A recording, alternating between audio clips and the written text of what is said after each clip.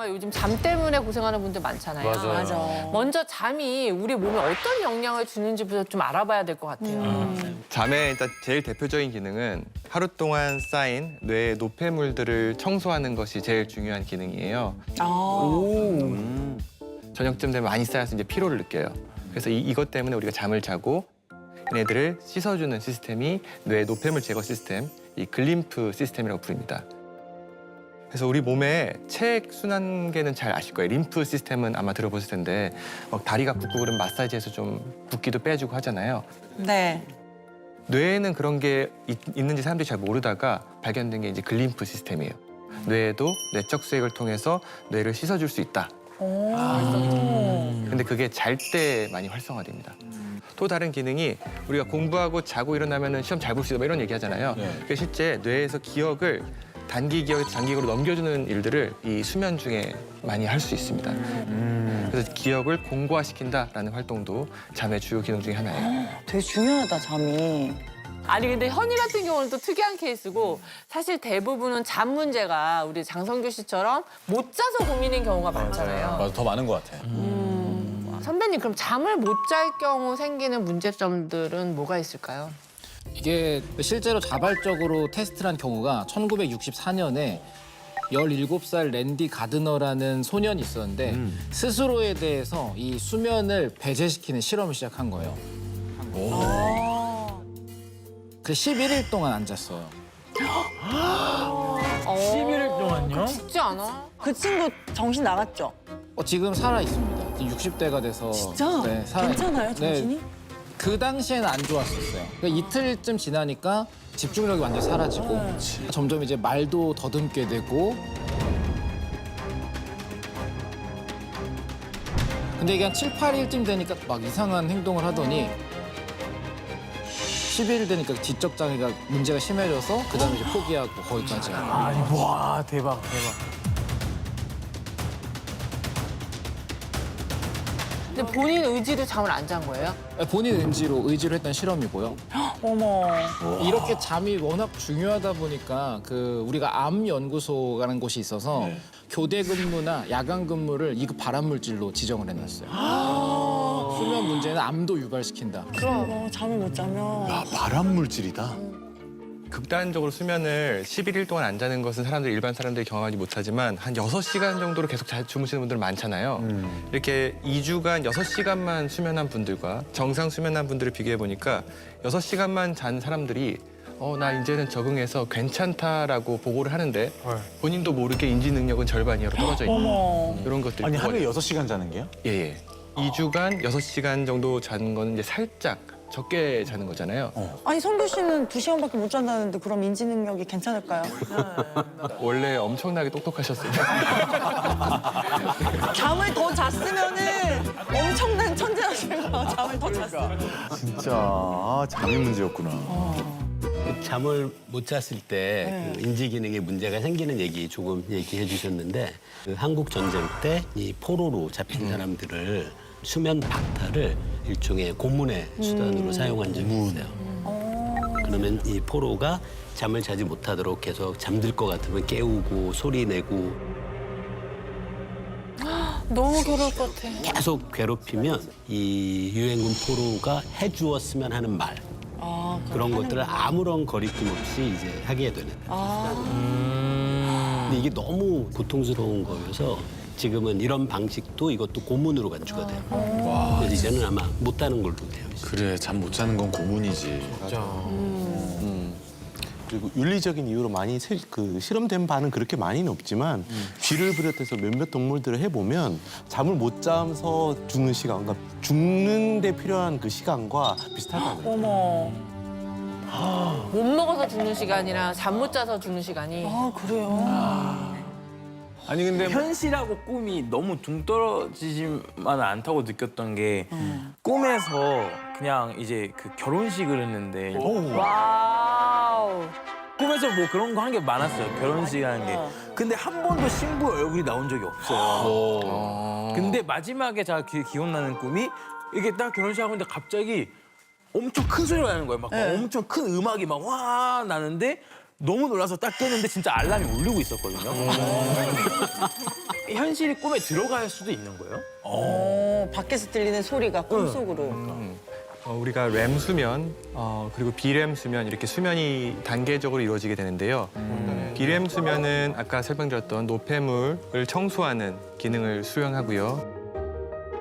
또 이제 렘 수면 기간 동안은요. 하루 동안 경험한 사건들을 통합하는 활동들이 일어나곤 합니다. 우리가 처음에 잠에 들 때는 비렘 수면을 통해서 깊은 잠을 자게 되고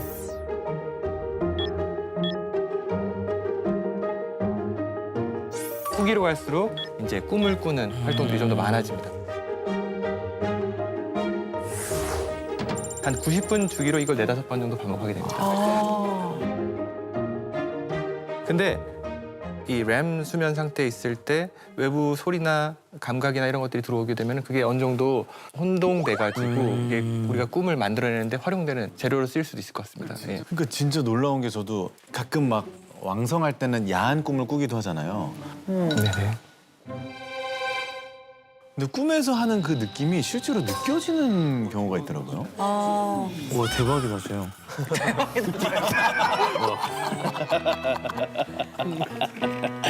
그런 거예요? 실제로도 뭔가 실제로도 느껴지는 거예요? 마찰이 있거나 어떤 그런 게 네, 없는데도 네. 느껴지는. 네. 그거는 어떻게 된 거예요? 우리가 보이지 않아도 보이는 것처럼 우리가 꿈을 꾸잖아요. 그래서 꼭 감각 자극이 있어야만 우리가 꿈에서 느낄 수 있는 건 아닙니다. 근데 너무 리얼하던데. 뭐 물리적 자극을 잘 느끼시는 그런 스타일이시지 않을까. 근데 감각자극이 있었을 수도 있는 게 그게 아니 왜냐면은 보통 야한 꿈이라는 거는 사실은 그 종을 지속시키는 과정의 그 중요한 행위잖아요. 그러다 보니까 약간 내가 일반적인 경우보다 생명의 위협이 오는 것 같다라고 느끼는 경우에 많이 꿔요. 아, 진짜? 대표적인 게 자다가 엎드려서 자는 경우에 호흡이 줄어드니까 야한 꿈을 많이 꾼다고 알려져 있어요. 엎드려 잘수록. 엎드려줘야겠다. 아니 근데 예지몽은 뭐냐고요. 저는 예지몽 되게 잘 꿔요. 그래요? 그러니까 예를 맞은 들어 적이 있어요, 예지몽? 나는 껐다 하면 예지몽이야. 번호도 나온 적 있어요? 아니, 그러니까 예를 들어 이런 거예요. 내가 있는 돈을 다 이렇게 주식에 투자한 적이 있거든요. 그러니까 뭐 다는 아닌데 많이 내 주제에 넘게 주식 투자했는데 걔가 상패가 됐어. 어머! 근데 상패되기 전날 전전날. 무슨 꿈을? 제가 보따리에 제 걸 다 넣은 거예요. 꿈에서요? 꿈에서 보따리에 다 넣고 서랍에 넣어놨는데 네. 엄마랑 아빠가 너 보따리 좀 풀러보라는 거야. 네. 딱 풀러봤는데 그 보따리에 넣어놓은 게 한 개도 없는 거야. 어머. 그리고 한 며칠 뒤에 상패됐어. 이거 뭐예요? 근데 계속 하락장 아니었어요? 그렇진 않았어요. 그 며칠 전부터 하락. 그리고 저도 여기에 딱 맞다고 생각해요. 엄청난 하락장이셨을 거 아니에요. 상태가 하루 이틀 만에 되는 게 아니니까. 그거에 대한 스트레스가 꿈으로 나온 게 아닌가. 그랬나? 근데 또 꿈에서 영감을 받는 경우들도 있잖아요. 맞아. 맞아요. 폴 맥카트니가 꿈속에서 나온 선율을 그대로 옮겨 적었는데 그게 Yesterday였다고. Yesterday, all my troubles seem so far away. 너무 신기하다. So they're here to stay. 그 과학 쪽에서도 꿈꾸다가 발견된 그런 사례들이 있어요? 제일 잘 알려진 게 이제 화학 쪽에서는 이 화학의 그 주기율표라고 막 원소들 써 있는 거를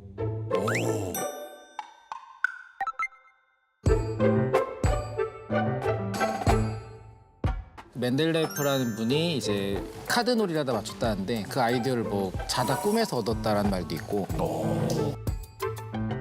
케쿨레라는 분은 뭐 뱀이 자기 꼬리를 물고 있는 모양을 보고 육각형 모양의 물질을 구조를 찾았다 이런 말도 있어요.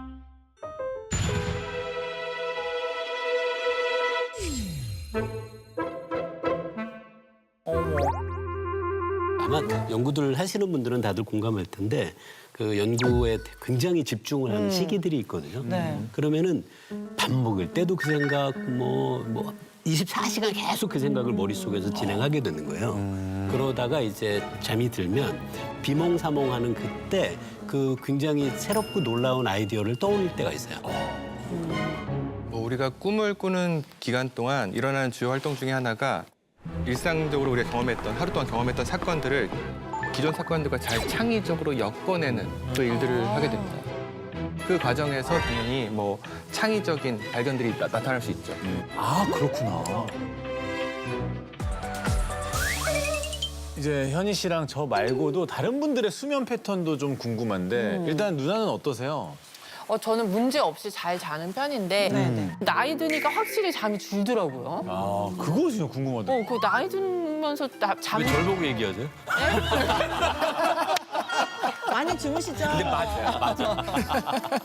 저도 젊었을 때는 안 그랬는데 요즘은 잠이 들어서 한 새벽 2시나 3시 그때쯤에 눈이 떠지는데 그 다음에 잠들 때 좀 고생하기도 해요. 와. 일단은 사람들이 일반적으로 일주기 리듬들을 가지고 있어요. 일주기 리듬 조절하는 게 몸 자체가 가지고 있는 시기가 있어요. 그 주기를 24시간으로 맞춰주는 게 이 빛 자극이거든요. 빛 자극이 들어오게 되면은 시상하부에서 우리가 졸려야 된다 하는 이제 멜라토닌을 분비하기도 하는 거죠. 나이 들면서 이 리듬에 대한 조절이 무너지는 게 아닌가, 자체적인 시계의 리듬이 조금 시프트되는 게 아닌가라는 생각을 해봤어요. 저는 원래 딱 정해진 만큼 자요. 하루에 무조건 5시간 자고. 5시간요? 네. 너무 적은 거 아니에요? 그러니까 저는 딱 5시간을 자면 깨요. 무조건. 그래서 이게 뭐 보통 쇼트 슬리퍼라고 많이 말을 하더라고요. 쇼트 슬리퍼? 잠을 조금만 자도 상관없는 체질이 있대요. 유전자가 특정하게 이제 약간 좀 다른 경우에 생긴다는데 웬일이야. 근데 생각보다 많아요. 그냥 전 세계 1% 정도니까 거의 8천만 명 정도 돼요. 그게 많은 거예요. 전 세계 1%인데. 8천만 명. 그럼 홍재 선배님이랑 저랑 비교하자면 똑같이 100살을 산다고 치면 저는 인생을 50년밖에 못 사는데 그러네. 근데 선배님은 거의 70년을 사신다는 거잖아요. 풀리 그냥. 시간이 좀 많게 보내는 것 같긴 해요. 근데 나 확실히 그런 거 있어. 새벽에 이제 일찍 일어났을 때 다 깜깜한데 혼자 내가 해야 될 일들을 다 해야 오전에. 실컷 하고 난데 8시야. 너무 좋겠다. 그런 건 좋은 건 있는 것 같아. 저도 쇼트 슬리퍼가 되고 싶은데 그 후천적인 노력으로는 될 수 없어요? 쇼트 슬리퍼? 후천적인 노력이보다는 유전적으로 좀 타고나야 돼요. 부럽다 진짜. 저 이게 이제 아버지도 그렇고요. 네. 저희 아들도 그렇고 할아버님도 그렇고 유전적으로 약간 딱 그만큼만 자요. 이야 너무 신기하다. 현희 씨는 그 네. 조상님들 중에 네. 부모님이나 그 비슷한 수면 패턴 가지신 분이 계세요?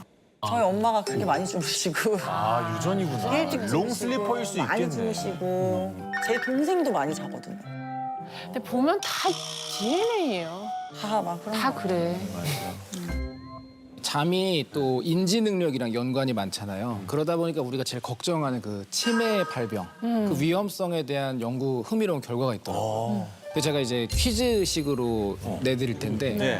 3가지 보기 중에서 어떤 게 제일 안 좋고 어떤 게 좋을지를 생각해 보시면 돼요. 좋습니다. 첫 번째는 이제 불규칙한 수면하는 생활. 불규칙. 두 번째는 적당히 규칙적으로 생활하는 거. 세 번째는 이제 완전하게 수면과 깨어나는 시간을 철저하게 지키는 그런 규칙적인 생활.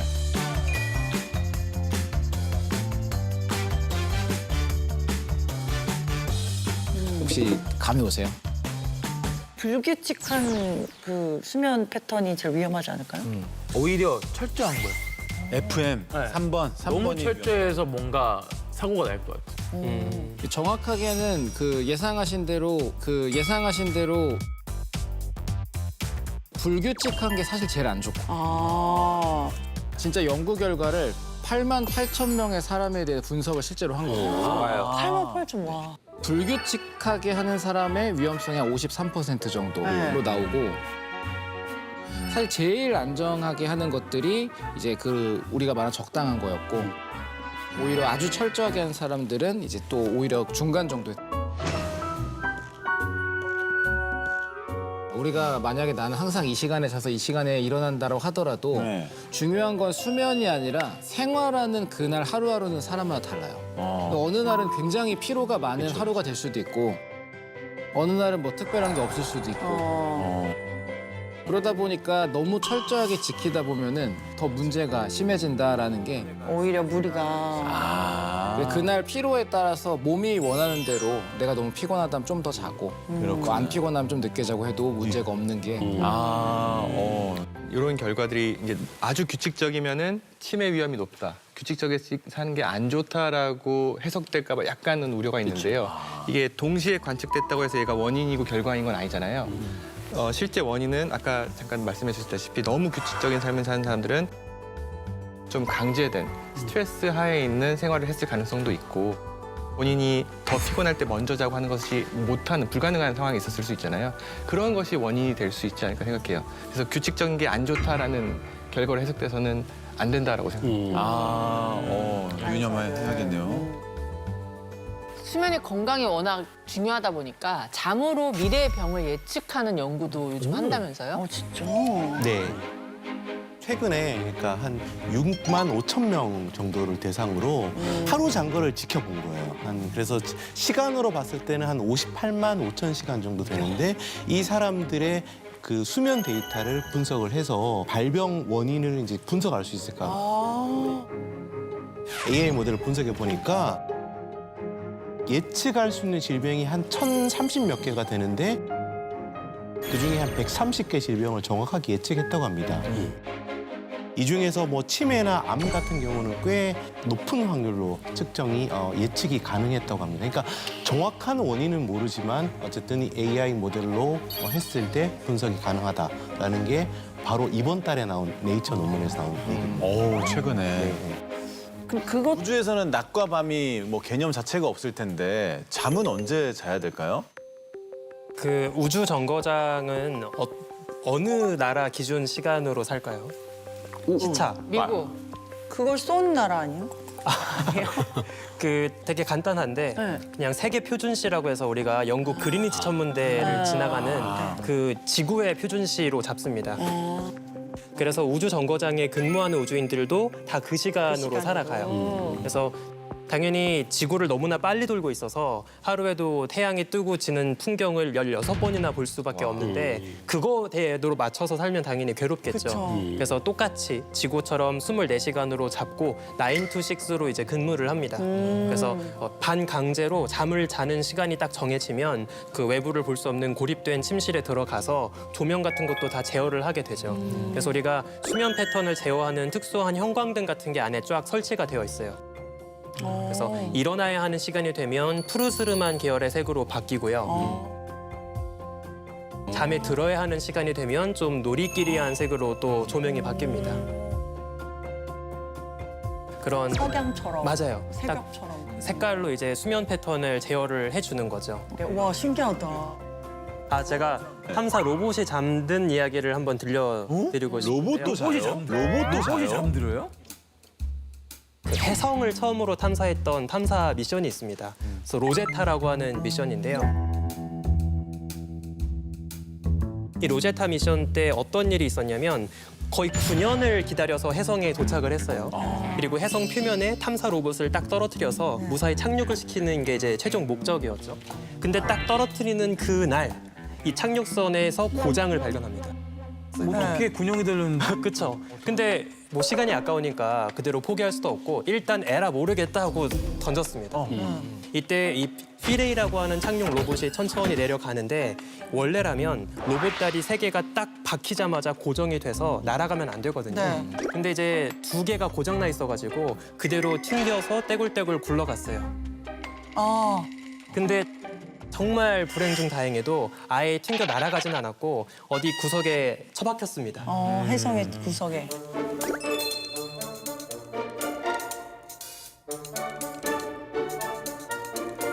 근데 이제 문제가 뭐냐면 이 탐사 로봇은 태양광 에너지로 에너지를 충전하는 형식인데 하필이면 떨어져도 딱 절벽 아래 그늘진 데 떨어진 거예요. 떨어진 거예요. 그래서 태양빛 없는데. 딱 60시간 정도만 예비 전력으로 탐사를 하다가 그대로 겨울잠에 빠집니다. 10년 가까이 날아갔는데 딱 며칠 쓰고 이제 교신이 끊긴 거예요. 네. 그런데 여기서 끝나지 않습니다. 거의 반년 지나고 갑자기 포기했던 탐사선에게서 메시지가 날아왔어요. 켜졌어요? 무슨 일이 벌어진 거냐면 이 혜성이 가만히 있지 않고 빙글빙글 궤도를 돌고 있으니까 네. 그 그늘졌던 지역에 햇빛이 들어오기 시작합니다.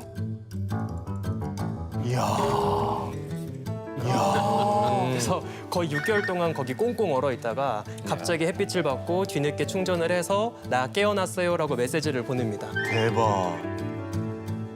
야, 진짜 신기하다. 또 우리가 탐사가 다 끝나면 결국에 더 이상 고칠 수가 없기 때문에 화성 같은 곳에 그냥 그대로 버려두게 되죠. 그래서 최근에 이제 영원한 영면에 들어간 화성 탐사 로봇이 하나 있는데 이 친구는 오퍼튜니티라고 하는 탐사 로봇이에요.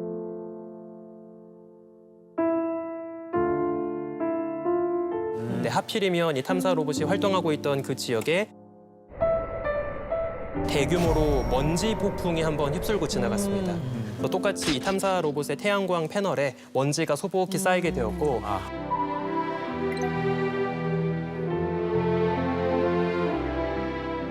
그대로 그냥 전력이 방전돼서 이제 죽어버리게 된 거죠. 근데 탐사 로봇이 이제 마지막으로 지구에 메시지를 보냈던 순간이 있는데 그때 데이터를 이제 엔지니어들이 어떻게 해독을 했냐면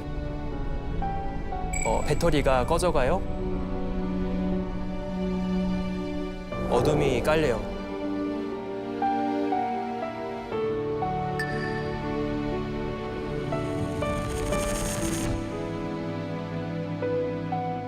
딱 이렇게 메시지가 오고 이제 영원히 잠에 들게 된 거죠.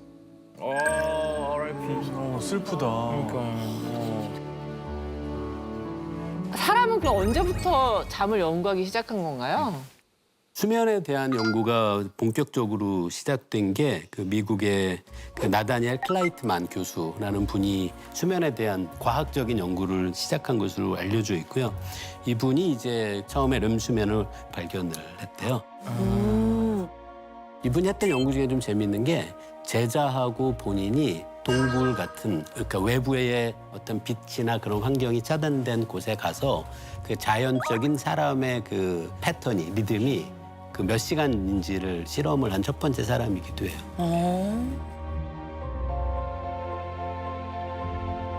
이분이 그래서 수면에 대한 교과서를 1939년에 내요. 그 교과서가 세계 최초의 수면에 관한 교과서로 알려져 있습니다. 와, 오래됐네. 그 박사님을 좀 직접 만나 뵙고 좀 여쭤보면 좋을 것 같은데 나다니엘 클라이트만 박사님 어서 오세요. 반갑습니다, 박사님. 잠을 연구하시게 된 이유가 궁금한데요. Every organism sleeps, yet in the early 20th century, no one could adequately explain why. At the time, sleep was treated as a passive state, almost a failure of wakefulness. My aim, therefore, was to apply rigorous experimental methods to sleep, just as we would to respiration or circulation, and to demonstrate that sleep is an active, regulated biological process essential to life. 박사님, 직접 동굴로 들어가서 실험하신 이유가 뭔가요? The Mammoth Cave experiment was motivated by one central question. Is the human sleep-wake cycle driven by the environment or by an internal biological clock? To answer this, external time cues had to be eliminated entirely. A cave provided constant darkness, stable temperature, and isolation from social signals.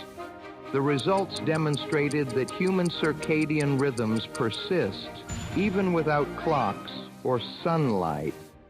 Clear evidence of an endogenous timing mechanism within the body. 진짜 너무 신기하다.